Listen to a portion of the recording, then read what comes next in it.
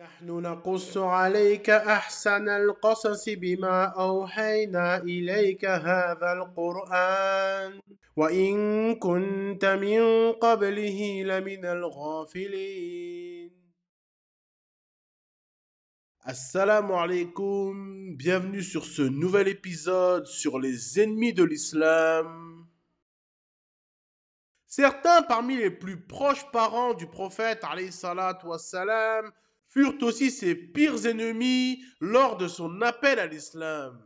L'un d'eux était son oncle paternel Abu Lahab. Abu Lahab, de son vrai nom Abd al-Uzza de la tribu de Quraysh, était le fils aîné de Abd al-Muttalib, le grand-père du prophète alayhi salatu wassalam. Il hérita de son père une grande richesse et se lança dans le commerce, devenant l'un des hommes parmi les plus riches de Quraysh. Il était un homme toujours soigné, portant les vêtements les plus luxueux et chevauchant les montures les plus nobles. Son visage était d'une grande beauté, d'un teint très clair avec des rougeurs, ce qui lui valut le surnom de Abu Lahab, ce qui veut dire le père de la flamme, en raison de son éclat et de sa blancheur. Il épousa une femme appelée Arwa bint Harb. Elle est plus connue sous le nom de Jamil et elle est la sœur d'Abu Sofyan. Abu Lahab eut plusieurs enfants, 3 garçons et 3 filles. Parmi ses fils, Utba, qui est l'aîné, Mu'attib et Utayba. Quant à ses filles, Azza, Durra et Khalida. Un jour, alors qu'Abu Lahab était chez lui, sa servante Thuwayba frappa à sa porte avec empressement. Lorsqu'il ouvrit, elle lui annonça avec enthousiasme: « Bonne nouvelle, Abu Lahab. Ton frère Abdullah et son épouse Amina viennent d'avoir un fils.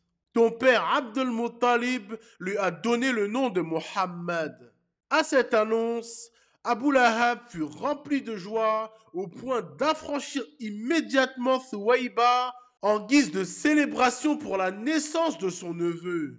Il demanda à Thuwayba qu'elle allaite Muhammad en même temps qu'elle allaite son propre fils Masrouh. Elle allaita le prophète alayhi salatu wassalam en même temps que Masrouh et Hamza ibn Abd al-Muttalib. Ce qui fit de Hamza l'oncle et le frère de lait du prophète alayhi salatu wassalam. Le prophète alayhi salatu wassalam grandit et épousa Khadija bint Khuwaylid. Avec elle, ils eurent plusieurs enfants, dont 2 filles, Kulthum et Ruqayya. Abu Lahab, voyant qu'elles avaient atteint l'âge du mariage, les fit épouser à ses fils Utayba et Utba. Abu Lahab, qui paradoxalement aimait profondément son neveu Mohammed dans la première partie de sa vie avant de recevoir la révélation. Utayba se maria avec Ruqayya et Utba se maria avec Kulthum. Après cela, le jour arriva où Jibril descendit sur le prophète alayhi salatu wassalam dans la grotte de Hira et lui révéla les premières révélations. Le prophète alayhi salatu wassalam débuta sa mission pour l'appel à l'islam en commençant à prêcher en secret. Très vite, des rumeurs commencèrent à circuler dans la Mecque. Mohammed prétend être un prophète et appelle à une nouvelle religion. Ces informations sont parvenues jusqu'aux oreilles d'Abu Lahab. Son cœur fut envahi de rage et de jalousie. Comment se pouvait-il que Mohammed, un simple orphelin, ait été choisi comme prophète et non pas lui, Abu Lahab, l'un des grands chefs de Quraysh? Pour lui, c'était une chose impensable et inacceptable. Lorsque le prophète alayhi salatu wassalam commença à prêcher publiquement, Abu Lahab, en raison de son statut social élevé et de sa fortune considérable, voyait l'appel à l'islam comme une menace directe à son autorité. Il eut peur pour son prestige et son influence. Pour contrer l'appel du prophète alayhi salatu wassalam, Il le suivait partout et le calomniait en public en s'écriant: Je suis son oncle, je suis celui qui le connaît le mieux. Ne l'écoutez pas, c'est un menteur et un sorcier. Il semait ainsi le doute parmi ceux qui l'écoutaient. Abu Lahab était un homme obstiné qui ne supportait pas que les gens embrassent l'islam. Il mettait toute son énergie à détourner les gens du message du prophète alayhi salatu wassalam. Tandis que le nombre de musulmans augmentait progressivement, il dit avec rage: Pourquoi ces misérables embrassent-ils l'islam? L'hostilité d'Abu Lahab envers le prophète alayhi salatu wassalam était si intense que lorsque les Qurayshites assiégèrent la tribu des Banu Hashim pour les forcer à renoncer à leur soutien au prophète alayhi salatu wassalam, même les polythéistes de sa tribu restèrent solidaires. Mais Abu Lahab, lui, se désolidarisa des siens et rejoignit les persécuteurs. Et il trouva en son épouse Jamil une alliée de choix. Chaque jour, avant que le prophète alayhi salatu wassalam ne sorte de chez lui, Jamil déposait des épines, des ordures et des morceaux de bois sur son chemin, en espérant le blesser ou l'humilier. De plus, elle se promenait dans les assemblées de femmes et propageait des insultes et des mensonges sur lui.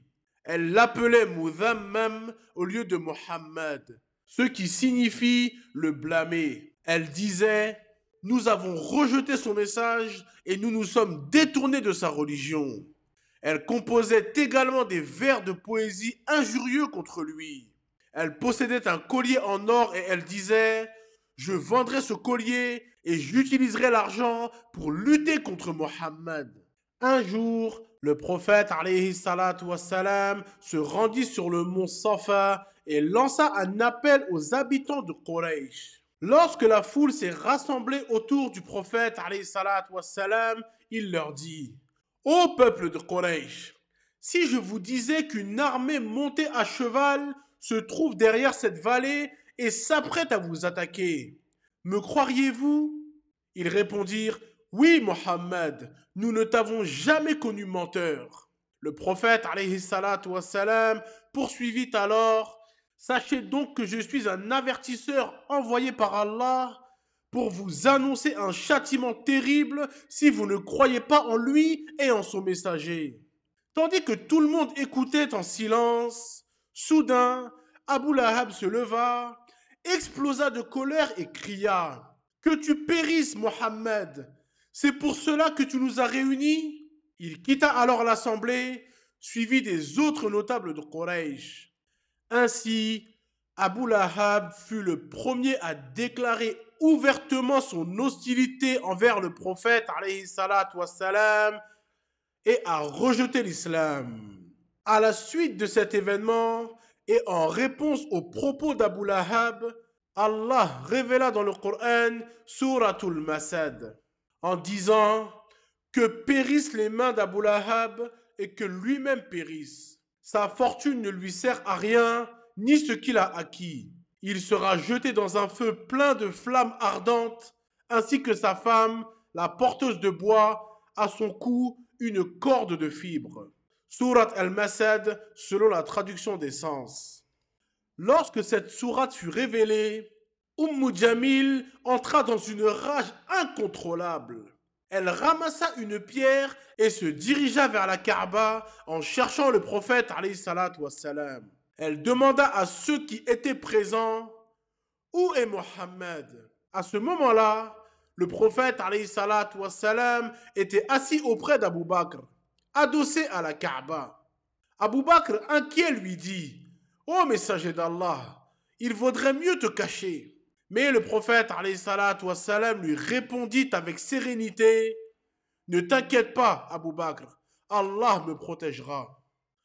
Jamil arriva devant eux, mais par un miracle, elle ne vit pas le prophète alayhi salatu wassalam, bien qu'il fût juste devant elle. En colère, elle s'adressa alors à Abu Bakr et dit: Où est ton compagnon? J'ai entendu dire qu'il nous insulte dans son Coran. Abu Bakr répondit calmement: Par Allah, il ne dit que la vérité.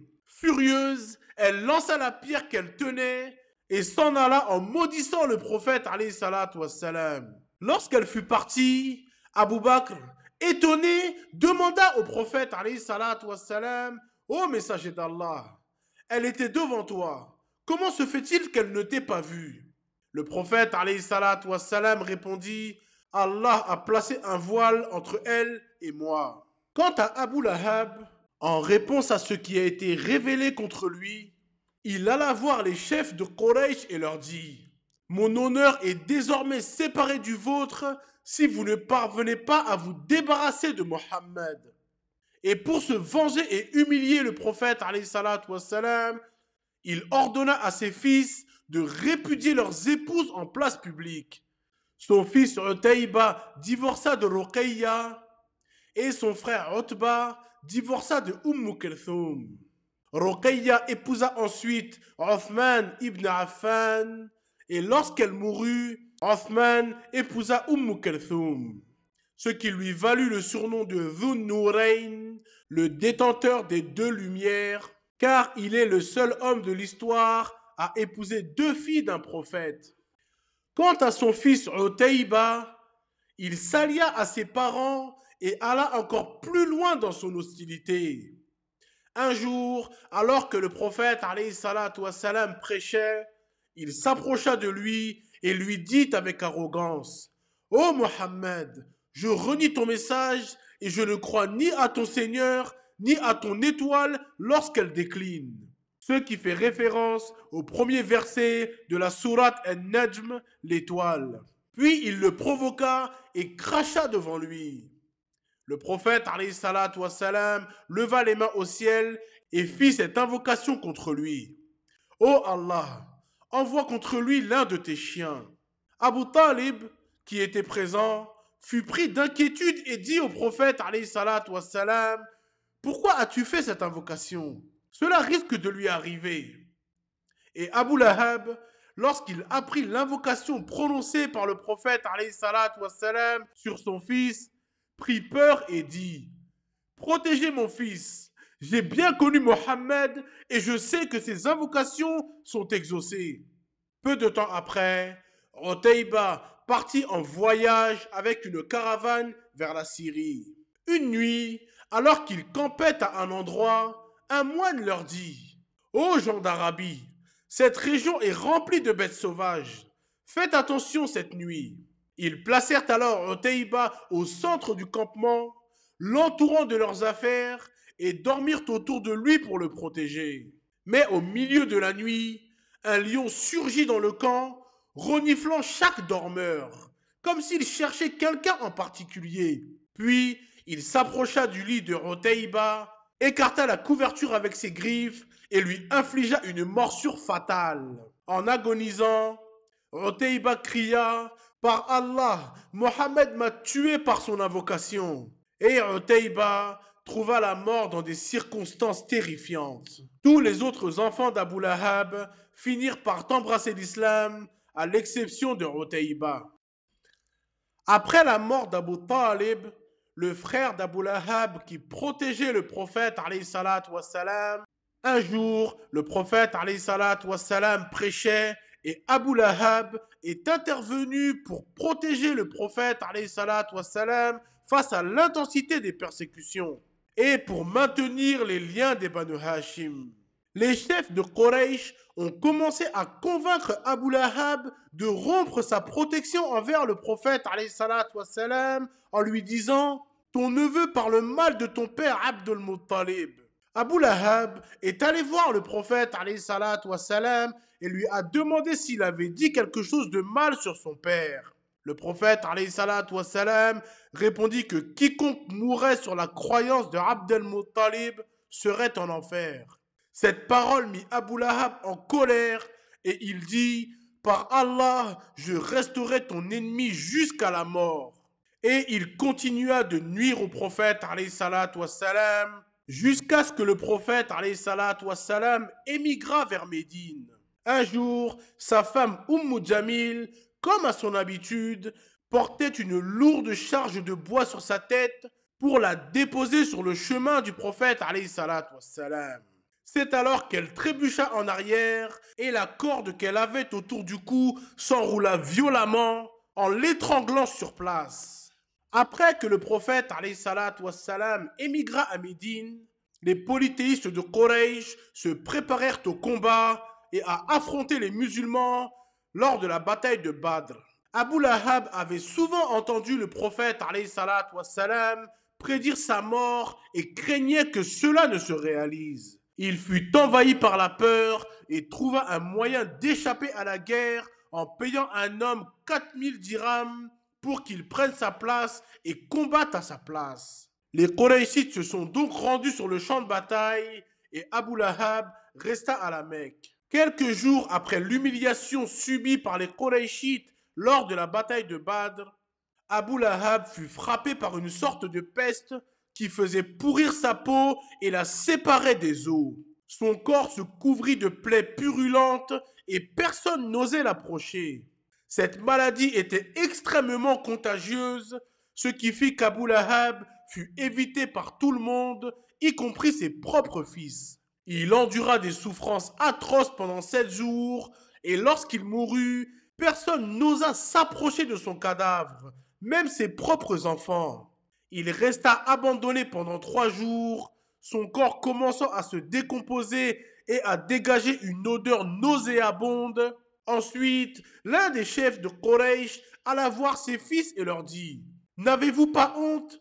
Votre père se décompose dans votre maison et vous ne l'avez toujours pas enterré? Ils répondirent: Nous avons peur d'être contaminés par sa maladie. Il leur proposa alors de les aider à l'enterrer à distance. Ensemble, ils arrosèrent son cadavre de loin avec de l'eau. Ils engagèrent des serviteurs pour transporter sa dépouille en la poussant avec des planches de bois sans jamais la toucher. Ils creusèrent un fossé en périphérie de la Mecque et jetèrent son corps à l'intérieur tout en évitant de le toucher. Finalement, ils l'enterrèrent à distance en lançant des pierres et du sable sur lui. Plus tard, le compagnon Urwa ibn Zubayr rapporta qu'il avait entendu certains membres de la famille d'Abu Lahab dire qu'il l'avait vu en rêve après sa mort, dans un état des plus misérables. Ils lui demandèrent: Que t'est-il arrivé après ta mort? Il répondit: Je suis dans le pire des tourments, dans un feu ardent. Je n'ai jamais connu un instant de soulagement, sauf le lundi où mon supplice est allégé, car c'est le jour où Mohammed est né. Ce jour-là, j'ai affranchi ma servante Thouaïba par joie pour sa naissance. Ce récit est également une preuve de la véracité du Coran, car Abu Lahab ne s'est pas converti à l'islam malgré que cette sourate a été révélée lors des premières années de la révélation, car la parole d'Allah est infaillible.